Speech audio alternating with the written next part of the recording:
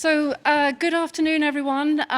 First of all, welcome to those who physically made it here to this meeting today. So great to see so many of you here. And secondly, welcome to all those who are joining us online. We're incredibly proud that we had so many people who wanted to be part of this conversation, that we are anticipating sort of over 500 people online, which is quite an achievement. So go people, that's what I say. We're here today to learn how our organisations, all of our organisations, can support our people as they manage their personal experience of both menstruation and menopause. It's not a subject that I've been encouraged to talk about in my very long 30 years of working life.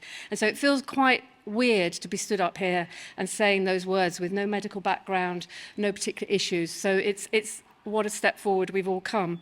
But it is a subject that, if it's handled right, can make a significant difference to our lives, both home and working, and also to the culture of all our workplace environments, which is quite a shift from where we are.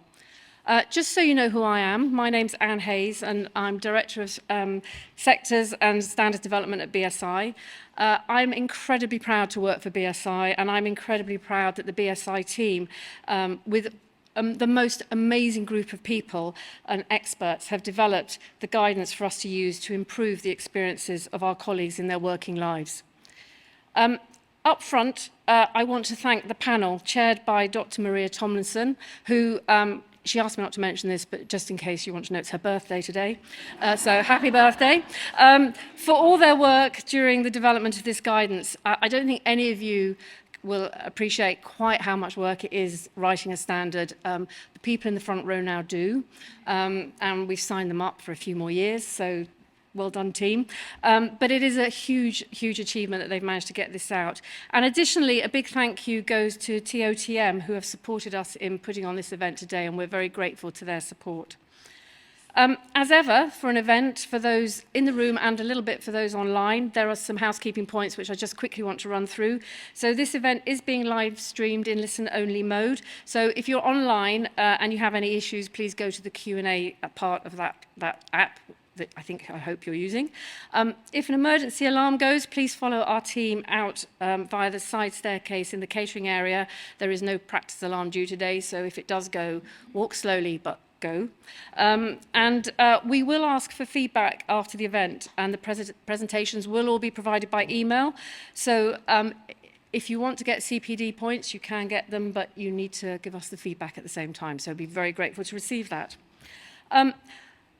My ask of you today is to take the opportunity to learn about the standard, to ask questions in the sessions and breaks, and I hope that you'll remain around for the networking event at the end of the day.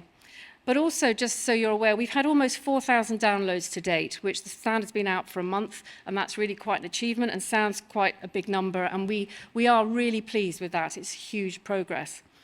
However, there are approximately 5.5 million SMEs in the UK. So therefore, so far, we've hit 0.07% of those. So if you add in large businesses, we have a massive opportunity to make a change. And we anticipate that this is a tool that can and will contribute to making that change, and there is no excuse for not having that conversation. So let's get started. Please join me in welcoming our amazing host for the day, co-author of Cracking the Menopause and co-founder of Menopause Mandate, Alice Smellie. Thank you. How lovely to be here, and what a pleasure to welcome you all this afternoon. And huge congratulations to BSI, whose new standard is both exciting and groundbreaking. An entire event about the subject of menstruation and menopause in the workplace is something that even a few years ago would have been almost unimaginable. It really is only recently that we've started to acknowledge these entirely natural life stages, even though they affect half the population and always have done. So this frankly brilliant standard is much needed. I have read the entire thing, and it's clear that both companies and our colleagues are going to benefit. The breadth of the standard encompasses diversity, practicality, education, and awareness. The breadth of interest in both the standard and today's event is unbelievable. I gather that demand for today was so high it sold out entirely like a Taylor Swift concert, and it's therefore being live streamed. And the breadth and quality of the excellent speakers reflects all of the above. So first of all, I am very pleased to welcome Helen Tomlinson, the UK's first ever menopause employment champion. Over to you, Helen.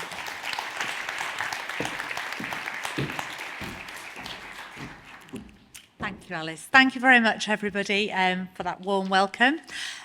So before I go into my introduction, I just wanted to share something with you that happened to me yesterday in the office. So my day job, as I will allude to shortly, is Head of Talent and Inclusion at the Adecco Group. We are a large recruitment organisation globally, and yesterday we had a new starter who he's come to join us as our Director of Social Media, a role that we didn't even have when I first started in recruitment. We didn't even have social media, let alone a director of it. And when he came into the room, he introduced himself. We were chatting about recruitment, and he said, "Can I ask you a question?" I said, "Yeah, of course you can."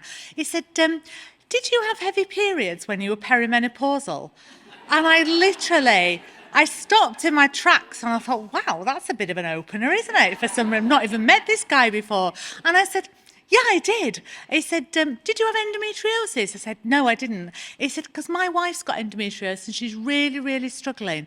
And I just took a moment after I thought, God, that's a bold opening, to actually think, even probably 12 months ago, maybe 6 months ago even, would somebody have sat down in a meeting in the workplace with somebody they didn't know and asked them that question?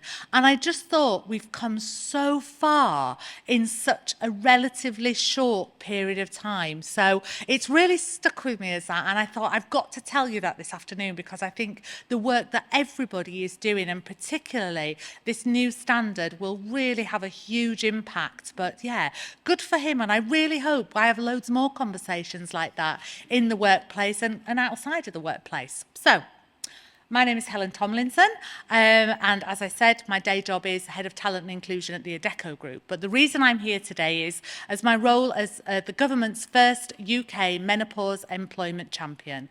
And that absolutely exists to raise awareness of menopause in the workplace, to support the 4 million women in the workplace aged between 45 to 55 who are experiencing menopause. It is not limited to those women, obviously, because there are women experiencing perimenopause. The average age is 41. Early onset menopause can happen much earlier, whether through symptoms of various conditions or through forced menopause, through cancer treatment or forced hysterectomy. There are also 630,000 women who are claiming universal credit in that age bracket as well, who would probably love to come back into the workplace. So we need to consider those in addition to that. And to ensure that they are fully supported and can continue fulfilling their career potential beyond menopause. We will do this by bringing together in sectors supported by sector bodies to ensure that best practice is shared, allyship provided and awareness raised. This will ensure that women are supported whether they work for a large employer or one of the small, medium to enterprises that we've already mentioned this afternoon. So important that the majority of people actually work in a small to medium enterprise. So there's no reason why they shouldn't get the same support as women who work for large employers.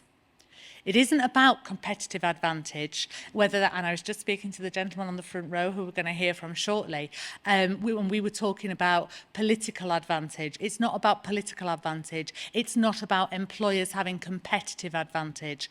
It's about making the world of work better for every woman who is working and going through perimenopause or menopause. It's about them thriving regardless of their employer. So I took on the role because I'm passionate about women reaching their full potential throughout their career. This period of life should not be any different. Perimenopause and menopause is absolutely not a time to step down, step back, or step out of your career. With the right support, women can go on to have arguably the best 10, 15, or 20 years of their career. The standard will be a great enabler to support this. And what I really love about it is it's free of charge, universal and applicable to all businesses, large or small, regardless of sector. And that is my main driver in my role, to make sure that the work we do is fit for purpose by sector, regardless of cultural difference, socio-economic demographic, who your employer is, the size of their budget, the size of their HR team, the size of their ED&I strategy. It's for everybody. I particularly like the fact that it also covers menstruation in the workplace, because whilst this can be a headwind for women of all ages, it's a key debilitating symptom of menopause and brings me right back to the conversation. If I hadn't gone out in public and talked about my heavy periods during perimenopause, which 44% of women experience, and I would argue is one of the most difficult things to start a conversation around with your line manager. If I hadn't been open and honest about that and started that conversation, the guy that joined our organisation yesterday probably wouldn't have felt compelled to ask me about my heavy periods. So whilst we've made some great steps forward, there are some really great achievements that we still need to make. And I'm really confident that the BSI standard is a really good starting point for those conversations. So thank you for being here today, and thank you for your warm welcome.